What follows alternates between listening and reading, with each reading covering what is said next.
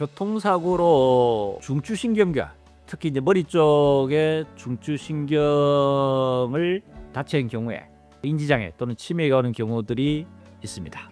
이런 시간에는 중추신경계 손상을 입었을 때 통상적으로 시행하는 검사들에 대해서 한번 살펴보도록 하겠습니다. 자, 우리 몸에 있는 신경계 하면은 크게 중추신경계와 말추신경은 두 가지로 크게 대별됩니다.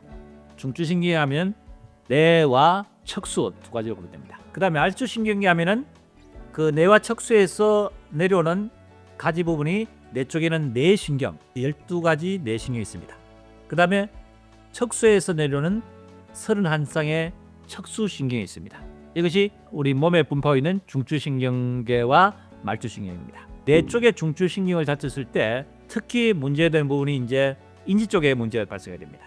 그래서 일상생활에 지장이 오고 이를 내 가지고 간병이 필요한 환자가 발생이 되고 이런 경우에는 소송을 통해서 개업이 청구를 하게 됩니다.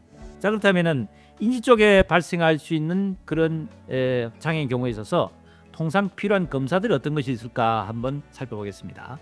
우선 간이로에서 간단하게 검사할 수 있는 검사가 KMMS라는 검사입니다. 이것은 간이 치매 검사로 하는데 한 5분에 10분 정도의 간단한 검사를 통해서 이 사람이 기억력이나 판단력이라든지 이런 계산력이라는 이것이 제대로 되는지에 대한 판단을 검사를 합니다.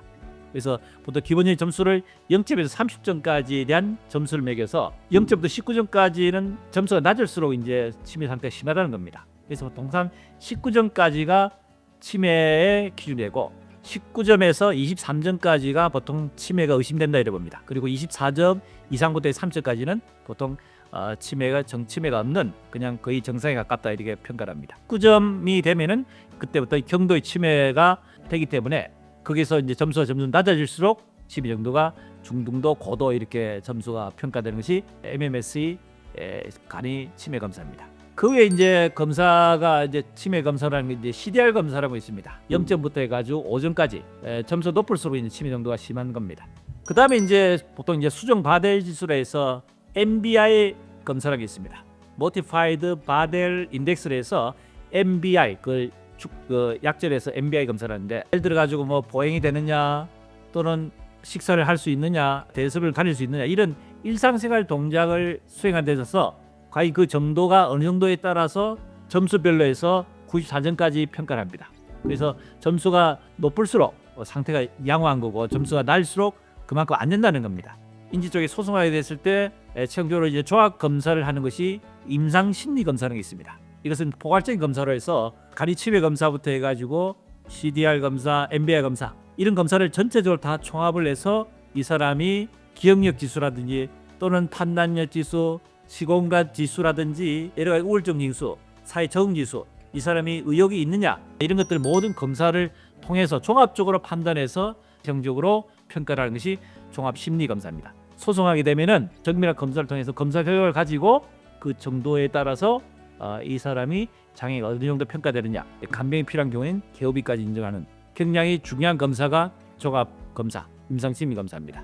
그러니까 종합 간이 치매 검사, 간이 검사가 아닌 임상심리 검사는 이런 모든 전체적인 종합 검사를 다 통해 가지고 면밀히 검사하는데 통상적 검사를 시간 굉장히 오래 걸립니다. 자, 이런 검사를 통해서 최종적으로 이제 평가를 해야 되는데 이제 개인보험 같은 경우에 있어서는 종합 평가를 하는 평가표에 보통 CDR 검사 지수하고 그 다음에 ADL 검사, 일상생활 동작 검사에 있어서 몇 가지 테스트를 통해서 이 환자가 몇 점 정도의 점수에 따라서 이제 평가를 하게 됩니다. 그리고 이제 보통 교통사고로 인한 손해배상 산정에 있어서는 맥브라이드 장애 평가를 하게 되는데 맥브라이드 장애 평가에 보면은 중추신경계 쪽에 기질적 손상이 있는 경우에 있어서는 그 정도가 경미한 경도냐 또는 중등도냐 또는 중증 또는 고도냐 여기에 따라서 장애율이 평가되고 자력으로서 사회활동이라든지 일상생활이 어려운 경우에 있어서는 개업가 필요한 정도의 상태 고도 이상 장애가 남을 경우에는 개업이까지 인정하는 맥브라이드 장애 평가의 평가표에 장애율이 나와 있습니다. 교통사고로 인한 어떤 인지장애에 대한 부분이 사실 실질적으로 실무적으로 굉장히 중요하면서도 손해배상 굉장히 중요한 큰 역할을 함에도 불구하고 이 부분에 대해서 일반인들이 자칫 소홀히 하고 애들 피해 보상을 청구를 제대로 못해서 불이익 당하는 경우들이 많이 있습니다. 특히 치매 쪽에 또는 인지 쪽에 문제가 되는 경우에 있어서는 반드시 교통사 전문을 한 전문 변호사 상담을 거쳐서 소송을 통해서 제대로 된 피해 보장 받는 것이 중요하다는 내용의 주제를 가지고 한번 다뤄봤습니다. 네, 도움이 되었으면 구독, 좋아요, 알림 설정 부탁드립니다.